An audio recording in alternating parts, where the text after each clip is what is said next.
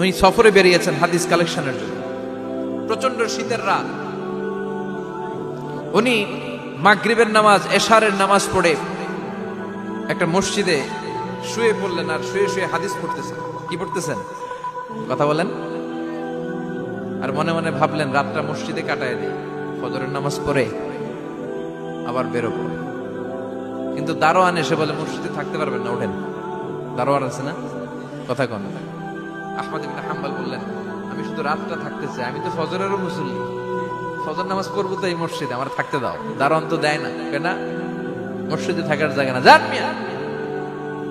উনি যে আহমদ ইবনে হাম্বল এটা চিনে নাই, থাকতে দেয় না। কি করবে এখন? উনি কাঁথা গুছিয়ে হাদিসের কিতাব নিয়ে কাঁধের মধ্যে ব্যাগ নিয়ে মসজিদ থেকে বেরোয় গেলেন। কি আর করবেন, প্রচন্ড শীত, আর কাঁপতেছেন, বুড়ো মানুষ। পথিমধ্যে দেখলেন বাজার। বাজার একজন খাব্বাস, শাবুন খাব্বাস, যুবক রুটি বিক্রেতা। সে রুটি বিক্রি করে, চুলার মধ্যে রুটি সেকে। সে যে সালাম দিল আসসালামু আলাইকুম, যুবক বলে ওয়ালাইকুম আসসালাম। আহমদ ইবনে হাম্বল বলে যুবক আমার যাওয়ার জায়গা নেই, সফরে বেরিয়েছি, খুব শীতে কষ্ট পাচ্ছি, রাতে যদি তোমার এই চুলা থেকে একটু আগুন পোহাই কোনো সমস্যা? যুবক বলে না না সমস্যা না, আহলান ওয়া সাহলান, খুব শান্তি, আসেন আসেন, আপনি আগুন পোহাইলে আমার সমস্যা কি? সুবহানাল্লাহ পড়েন। আল্লাহ শুকরিয়া করে উনি বসলেন আর আগুন পোহাচ্ছেন। আর খেয়াল করলেন যুবক রুটি বানায় আর পরে আস্তাগফিরুল্লাহ, রুটির দলা বানায় পরে আস্তাগফিরুল্লাহ, খামির বানায় আর পরে আস্তাগফিরুল্লাহ, রুটি নিয়ে উনুনের ভিতরে চুলার ভিতরে সেকা দেয় আর পরে আস্তাগফিরুল্লাহ। দোকানদারের কাছে কেউ আসলেই সে রুটি দেয় আর পরে আস্তাগফিরুল্লাহ। ক্রেতার কাছ থেকে টাকা নিয়ে ক্যাশ বক্সে রাখে আর কি পড়ে? আবার রুটি বানানো শুরু করে আর কি পড়ে? খালি এটাই পড়তেছে। ইমাম আহমদ ইবনে হাম্বল তো অবাক, কিরে এটা আবার কেমন যুবক, খালি আস্তাগফিরুল্লাহ। উনি প্রশ্ন করলেন যুবক ঘটনা কি? আসার পর থেকেই তোমারে দেখতেছি তুমি রুটি বানাও, রুটি বিক্রি করো আর পড়ো আস্তাগফিরুল্লাহ, মালাকা ইয়া শাবাব। যুবক বলে আস্তাগফিরুল্লাহ আমার সবচেয়ে বেশি পছন্দের আমল, আমি সব সময় আঠার মতো ইস্তেগফারের সাথে লেগে থাকি আর সব সময় পড়তে থাকি আস্তাগফিরুল্লাহ, আর এর বদৌলতে আল্লাহ আমারে মুস্তাজাবুদ দাওয়া বানিয়ে দিয়েছে। আহমদ ইবনে হাম্বল তো অবাক, আনতা মুস্তাজাবুদ দাওয়া, তুমি মুস্তাজাবুদ দাওয়া, রুটিওয়ালা। আমি এত বছর হাদিস পড়াই, আমিও তো মুস্তাজাবুদ দাওয়া না, আর তুমি রুটি বেচো বাজারে, তুমি মুস্তাজাবুদ দাওয়া, তুমি দোয়া করলে সব কবুল হয়ে যায়। যুবক বলে না আনা মুস্তাজাবুদ দাওয়া, আমি আমার জীবনে যত দোয়া করেছি কবুল করে নিয়েছে কে? সব দোয়া কবুল করে নিয়েছে আল্লাহ, একটা দোয়া ছাড়া। কয়টা? আহমদ ইবনে হাম্বলের কৌতূহল, কিউরিসিটি আরো বেড়ে গেল। কি? সব দোয়া কবুল হয়েছে একটা দোয়া ছাড়া। মাযালিকা দুআ ইয়া শাব, কি সেই দোয়া? যুবক এবার বলতে শুরু করলো আমার জীবনে যে দোয়াটা আল্লাহ কবুল করে নাই সেটা হচ্ছে আমি আল্লাহর কাছে অনেক চেয়েছি, অনেক দোয়া করেছি যে আল্লাহ, শুনেছি এই জামানার সবচেয়ে বড় মুহাদ্দিস, তার নাম নাকি ইমাম আহমদ ইবনে হাম্বল। আল্লাহ তোমার কাছে আমার চাওয়া আমি যেন এই ইমাম আহমদ ইবনে হাম্বলের দেখে মরতে পারি, আমি যেন ইমাম আহমদ ইবনে হাম্বলের হাতে হাত রেখে মুসাফা করতে পারি আর তার কপালে একটা চুমু এঁকে দিতে পারি। আহমদ ইবনে হাম্বল আবেগপ্রবণ হয়ে গেলেন, চোখের পানি ছেড়ে দিলেন, বললেন যুবক তোমার এই দোয়াটাও কবুল হয়ে গিয়েছে। আহমদ ইবনে হাম্বলের দেখা সাক্ষাৎ পাওয়ার জন্য আহমদ ইবনে হাম্বলের বাড়িতে তোমার যাওয়ার দরকার নাই, আহমদ ইবনে হাম্বল তোমার দরবারে ছুটে এসেছে। আনা আহমদ ইবনে হাম্বল মুহাদ্দিসুদ দাহর, আমি নিজেই আহমদ ইবনে হাম্বল। যুবক চোখের পানি ছেড়ে দেয়, আহমদ ইবনে হাম্বল চোখের পানি ছেড়ে দেয়। যুবক চিৎকার মেরে ইমাম আহমদ ইবনে হাম্বলকে জড়িয়ে ধরে, হাতে হাত রেখে মুসাফা করে, কপালের মধ্যে চুমু খায় আর আল্লাহর শুকরিয়া করে বলে ও ইমাম, আসলে এই দোয়াটাও আল্লাহ আজকে কবুল করে নিল। বিশ্বাস হয় সবসময় ইস্তেগফার করলে আপনার দোয়াগুলোর এইভাবে কবুল করে নিবে কে? এই পাঁচটা জিনিস পাবেন সবসময় যদি ইস্তেগফারের সাথে লেগে থাকেন। রাজি আছেন তো? এজন্য বিশ্বনবী সব সময় নামাজে সালাম ফিরানোর পরে পড়তেন আস্তাগফিরুল্লাহ। কি পড়তেন? 3 বার পড়তেন আস্তাগফিরুল্লাহ, আস্তাগফিরুল্লাহ, আস্তাগফিরুল্লাহ। পড়তে রাজি আছেন? ইস্তেগফারের অনেকগুলো আলফাজ আছে, সবচেয়ে ছোট ইস্তেগফার হচ্ছে এটা, আস্তাগফিরুল্লাহ, আস্তাগফিরুল্লাহ।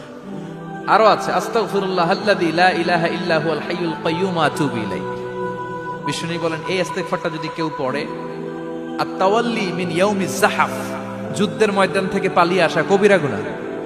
কি গুনাহ? কাফেরদের সাথে যুদ্ধ, আমি তাগড়া যুবক, তলোয়ার নিয়ে নেমেছি, আমার দেহের এক ফোঁটা রক্ত থাকা পর্যন্ত আমি যুদ্ধ চালিয়ে যাব, আমি ফিরে আসতে পারবো না, আইনটা কার? ফিরে আসলে কবিরা গুনাহ। বিশ্বনবী বলেন যুদ্ধের ময়দান থেকে ফিরে এসেছে এরকম কবিরা গুনাহ অবলম্বনকারীও যদি আস্তাগফিরুল্লাহ আল্লাযী লা ইলাহা ইল্লা হুয়াল হাইয়ুল কাইয়্যুম ওয়া আতুবু ইলাইহি পড়ে, ওই কবিরা গুনাহকারীকেও ক্ষমা করে দিবে কে? পড়তে রাজি আছেন তো? আবার সাইয়েদনা আবু বকর বললেন, ইয়া রাসূলুল্লাহ আল্লিমনি দুআআন আদউ বিহি ফি সালাতি, এমন দোয়া আপনি আমারে শিক্ষা দেন যে এই দোয়াটা আমি নামাজে পড়তে পারি। বিশ্বনবী বললেন, পড়ো আল্লাহুম্মা ইন্নী যালামতু নাফসি যুলমান কাসীরান ওয়া লা ইয়াগফিরুয যুনুবা ইল্লা আনতা ফাগফিরলি মাগফিরাতাম মিন ইনদিক ইন্নাকা আনতাল গফুরুর রহিম। সুবহানাল্লাহ পড়েন। এটাও ইস্তেগফার। আমরা এটার বলে দোয়া মাসুরা, সালাম ফেরানোর আগে পড়ি না? যেখানেই ক্ষমা চাওয়ার কথা আছে ওইটারই কি বলে? ইস্তেগফার। আল্লাহুম্মা ইন্নী যালামতু নাফসি, আল্লাহ জুলুম করেছি, যুলমান কাসীরা, অনেক জুলুম, ওয়ালা ইয়াগফিরুয যুনুবা ইল্লা আনতা, তুমি ছাড়া এই গুনাহ ক্ষমা করার তো কেউ নাই। ফাগফিরলি মাগফিরাতাম মিন ইনদিক, তোমার দয়ায় আমারে ক্ষমা করে দাও। ইন্নাকা আনতাল গফুরুর রহিম, তুমি হলা ক্ষমাশীল। ঠিক কি না? এটাও ইস্তেগফার, এটাও পড়বে। আর এই সব ইস্তেগফারের শ্রেষ্ঠ ইস্তেগফারের নাম সাইয়্যিদুল ইস্তেগফার। যত ইস্তেগফার হতে পারে এর মধ্যে সবচেয়ে শ্রেষ্ঠতম ইস্তেগফার নাম কি? কথা কন।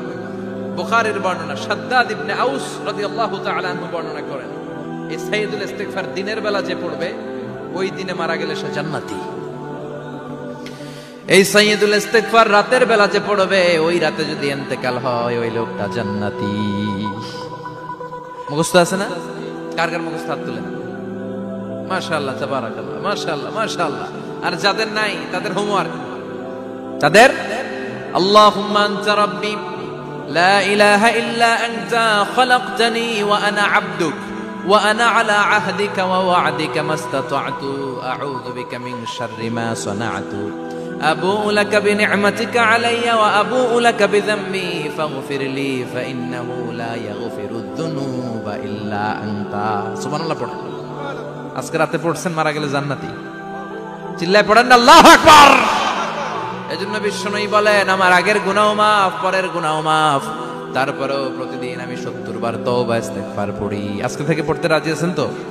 বেশি বেশি ইস্তেগফার পড়া যাবে না? একটু প্রাণ খুলে দিল খুলে আওয়াজ করে পড়েন তো আস্তাগফিরুল্লাহ। আর জোরে পড়েন আস্তাগফিরুল্লাহ।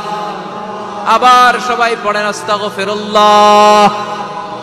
সব সময় তওবা ইস্তেগফার যারা পড়ে তাদেরকে পছন্দ করে কে? সব সময় জিকির করে করে জিহ্বাটারে যারা ভিজিয়ে রাখে তাদেরকেও পছন্দ করে কে?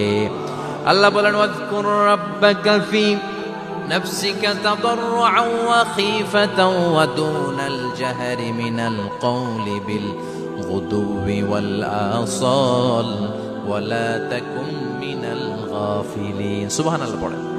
আল্লাহ বলেন, ওয়াজকুর রাব্বাকা ফি নাফসিক, আল্লাহরে মনে মনে ডাকো। তাদাররুআন ওয়া খীফা, আল্লাহর জিকির করতে আল্লাহ বলেছেন ফি নাফসিক। বুঝতেছেন না অর্থ? ফি নাফসিকা, মনে মনে আল্লাহর জিকিরটা করো। তাদাররুআন ওয়া খীফা, তাদাররুআন মানে বিনয়ের সাথে, with full of humility, submission and humbleness, বিনয়ের সাথে আল্লাহরে ডাকো। ওয়া খীফা, গোপনে গোপনে ডাকো। দুনাল জাহারি মিনাল কওল, চিৎকার চেঁচামেচি করে ডেকো না। কার কথা? আওয়াজ করে জিকির করো না। এই যে আমরা মাহফিলে লা ইলাহা ইল্লাল্লাহর জিকির করে, এটা তালিম। উদ্দেশ্য কি? তালিমের জন্য আওয়াজ করে জিকির জায়েজ আছে, কিন্তু ব্যক্তিগত জিকিরের যে ইবাদতটা এটা আস্তে আস্তে হইতে হবে, এটা ভদ্রভাবে হতে হবে, চিল্লাচিল্লি করে নয়। আবার তালিমের জিকির ওইটাও ভদ্রভাবে। ইন্নাল্লাহা জামিল ইউহিব্বুল জামাল, আমার আল্লাহ সুন্দর, আমার আল্লাহর জিকিরের মধ্যেও সৌন্দর্য আছে না নাই? কিন্তু এদেশে জিকিরের ভেতরে লাফালাফি আছে না নাই? বেশি না কম? কি বসেন বসেন, হ্যাঁ বসে যান তো, অনেক ধরনের আছে জিকির। হ্যাঁ বসেন বসেন, বসে যান। হ্যাঁ হাইবার আলী, এটা কি আবার জালালি? তো এই যে ইন্নাল্লাহা জামিল ইউহিব্বুল জামাল, আমার আল্লাহ সুন্দর, আমার আল্লাহর জিকিরের মধ্যেও সৌন্দর্য আছে না নাই? তালিমের উদ্দেশ্যে সবাই মিলে জিকির করা যায়, কিন্তু চিল্লাফাল্লা করা যাবে না, লাফালাফি করা যাবে না, মাথা ডানে বায়ে ঝোলানো যাবে না, ঠিক কিনা? কিন্তু লাফালাফির জিকির আছে না নাই? লাফাইতে লাফাইতে, হ্যাঁ, গাছের আগায় বাঁশের আগায়। আবার যিনি জিকির পরিচালনা করে ওনার কান্দে যাই ওঠে, আছে না নাই? বিশ্বনবী সাহাবীদের নিয়ে জিকির করছেন, সাহাবারা লাফাতে লাফাতে খেজুর গাছের আগায়।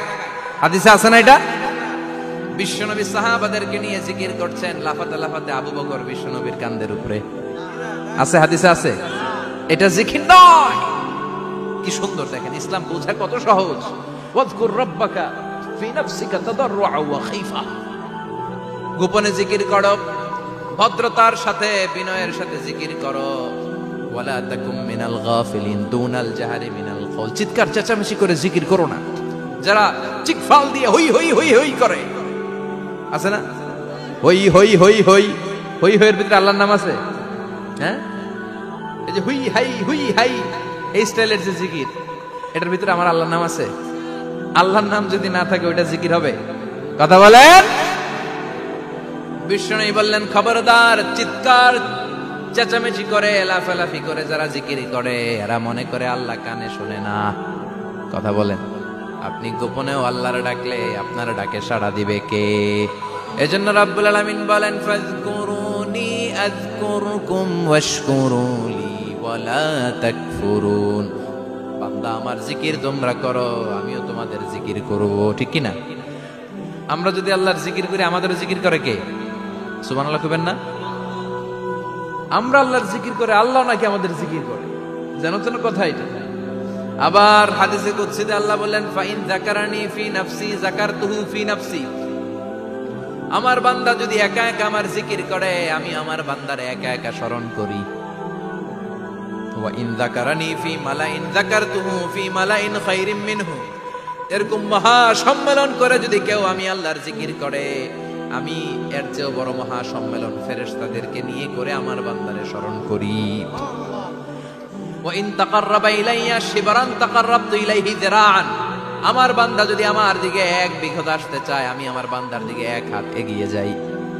আমার বান্দা যদি আমার দিকে এক হাত আসতে চায় আমি আমার বান্দার দিকে দুই হাত যাই। ওয়া ইন আতানি ইয়ামশি আতাইতুহু হারওয়ালা। আমার বান্দা যদি আমার দিকে হেঁটে হেঁটে আসতে চায় আমি আমার বান্দার দিকে দৌড়ে দৌড়ে যাই। সুবহানাল্লাহ পড়েন। এজন্য বিশ্বনবী বলেন, লা ইয়াজালু লিসানুকা রাতবাম মিন যিকরিল্লাহ। আল্লাহর জিকির দিয়ে জিহ্বাটারে ভিজিয়ে রাখবা। কার কথা? চিল্লায় বলেন, কার কথা? সবসময় আল্লাহর জিকির করতে রাজি আছেন তো? সবচেয়ে শ্রেষ্ঠ জিকির বিশ্বনবী বললেন, আফদালুয যিকরি লা ইলাহা লা ইলাহা লা ইলাহা ইল্লাল্লাহু মুহাম্মাদুর রাসূলুল্লাহ সাল্লাল্লাহু। সবচাইতে শ্রেষ্ঠ জিকির লা ইলাহা। এর চেয়ে শ্রেষ্ঠ জিকির আছে? কথা বলেন। বিশ্বনবী বললেন, মান ক্বালা লা ইলাহা ইল্লাল্লাহ সিদকান মিন কলবিহি। একনিষ্ঠতার সাথে অন্তর থেকে কেউ যদি জীবনে একবার বলে লা ইলাহা ইল্লাল্লাহ, দাখালাল জান্নাহ। তার যদি পাপ থাকে, অন্যায় থাকে, ওই পাপ আর অন্যায়ের শাস্তিগুলার পরে কোনো না কোনো দিন আমার ওই বান্দা জান্নাতে ঢুকবে। একবার যদি খালিসান মিন কলবিহি সে পড়ে লা ইলাহা ইল্লাল্লাহ, তার জন্য জান্নাতকে অবধারিত করে দিয়েছে কে? আবার এটার নাম আল্লাহ দিয়েছে কালিমায়ে। কথা বলেন। দারাবাল্লাহু মাসালান কালিমাতান তাইয়িবাতান কাশাজারাতিন তাইয়িবাতিন আসলুহা সাবিতুন ওয়া ফারউহা ফিস সামা। সুবহানাল্লাহ। পবিত্র বাণী এটা কালিমায়ে তাইয়িবা। আবু সাঈদ আল খুদরি থেকে বর্ণিত, মুস্তাদরাকে হাকিম আর সহিহ ইবনে হিব্বানে এসেছে। বিশ্বনবী বলেন, মুসা আলাইহিস সালাম আল্লাহর একবার প্রশ্ন করলেন, ইয়া রাব আল্লিমনি দুআআন আদউ বিহি। আপনি আমার এমন একটা জিকির শিক্ষা দেন যে জিকির দিয়ে আমি শুধু আপনার জিকির করব, কেউ এই জিকির করতে পারবে না। এই জিকির জানবো শুধু আমি আর জানবেন। কথা কোন? প্রশ্ন করছে কে? হ্যাঁ, কাকে করেছে? আল্লাহ এমন একটা জিকির শিখান যেই জিকির কেউ জানে না, আমি জানবো, আর ওই জিকির দিয়ে প্রাণ ভরে আপনারে ডাকবো। আল্লাহ বললেন, মুসা পড়ো লা ইলাহা লা ইলাহা ইল্লাল্লাহ মুহাম্মাদুর রাসূলুল্লাহ। মুসা আলাইহিস সালাম বললেন আল্লাহ চাইলাম কি, কইলেন কি? লা ইলাহা তো জাতীয় জিকির, এটা তো আন্তর্জাতিক জিকির, এটা জানে না এমন কেউ নাই, এমনকি হিন্দু ভাইরাও জানে। কথা কন আল্লাহ আমি তো চাইছিলাম এক্সক্লুসিভ, আমার জন্য স্পেশাল, এর চেয়ে সুন্দর আর কেউ জানবে না, এত সুন্দর একটা জিকির আপনি দিবেন, এটা আমি ডাকবো আপনারে আর আপনি শুনবেন। আল্লাহ বললেন মুসা এর চেয়ে দামি আমার কাছে নাই। লাউ তাদউ লা ইলাহা ইল্লাল্লাহ ফি কাফা, লা ইলাহা রে যদি মুসা এক পাল্লায় রেখে দাও, ওয়াস সামাওয়াতু সাবউ ওয়াল আরদিন, সাত আকাশ সাত জমিন যদি আরেক পাল্লায় রেখে দাও, লা ইলাহা এক পাল্লায়, সাত আকাশ সাত জমিন আরেক পাল্লায় ওজন যদি দাও, লা রাজাহাত কাফাতু লা ইলাহা ইল্লাল্লাহ, মুসা দেখবা মুহূর্তের মধ্যে লা ইলাহা ইল্লাল্লাহর পাল্লা ভারী হয়ে গেছে। সাত আকাশ সাত জমিন এক পাল্লায়, শুধু লা ইলাহা ইল্লাল্লাহ এক পাল্লায়, মুহূর্তে লা ইলাহার পাল্লাটারে ভারী করে দিবে কে? এটা বিপ্লবী বাণী। আমরা এটার ভিক্ষার মধ্যে লাগাইছি। এখন ভিক্ষা করার সময় লা ইলাহা আছে না নাই? একটা টাকা দিয়া যান আমি গরিব ইনসান, আর সমান একটা টাকা দিয়া যান আমি গরিব ইনসান, আছে না নাই? জুমার নামাজের সময় ভিক্ষা করে একটা টাকা দিয়া যান আর লা ইলাহার জিকির লগে, আছে না নাই? এটা আমরা ভিক্ষার জিকির বানাইছি, এটা তো বিপ্লবী বাণী। এই বাণীর পক্ষে যারা, তারা ন্যায় আর সত্যের পক্ষে চিল্লায় বলেন ঠিক কিনা? এই বাণীতে যারা বিশ্বাস করে তারা এক আল্লাহর সামনে মাথা নত করে দেয়, ওটা পৃথিবীর কোন শক্তির সামনে ওই মাথা নত হয় না, ঠিক কিনা? এই লা ইলাহা যারা আমরা মানি, আল্লাহ ছাড়া কারো সামনে মাথা নত করব? কোন শক্তি আমাদের মাথা নত করাতে পারে? এই কালেমার আন্দোলন যারা করে তারা আল্লাহ ছাড়া পৃথিবীর কাউরে ভয় পায় না, আর তারা চায় কালেমার পতাকা পৃথিবীর মধ্যে যেন পথ করে উড়ে, ঠিক কিনা? বাংলার জমিনে কালেমার পতাকা উড়ুক, আমরা চাই কি চাই না? কোন একদিন এ দেশের আকাশে কালিমার পতাকা উড়বে, সেদিন সবাই খোদাই বিধান পে দুঃখ বেদনা ভুলবে। কোন একদিন এ দেশের আকাশে কালিমার পতাকা উড়বে, সেদিন সবাই খোদাই বিধান পে দুঃখ বেদনা ভুলবে। চিৎকার করে বলেন ঠিক কিনা? এই কালেমার সমাজ যদি হয়, ওই সমাজে কেউ লাঞ্ছিত হবে না, ওই সমাজে কোনো নারী নিগৃহীতা হবে না, ওই সমাজের কোনো কাজের মেয়েরা ধর্ষিত হবে না, ওই সমাজে দুর্নীতি থাকবে না, ঘুষ থাকবে না, চাঁদাবাজি থাকবে না, টেন্ডারবাজি থাকবে না। সমাজটারে শান্তি দিয়ে সমৃদ্ধ করে দিবে কে? এজন্য সব সময় জিকির করতে হবে একজনের, চিল্লায় বলেন তিনি কে? শ্রেষ্ঠ জিকির হচ্ছে লা ইলাহা। করতে রাজি আছেন? সব সময় জিকিরটা করতে রাজি আছেন?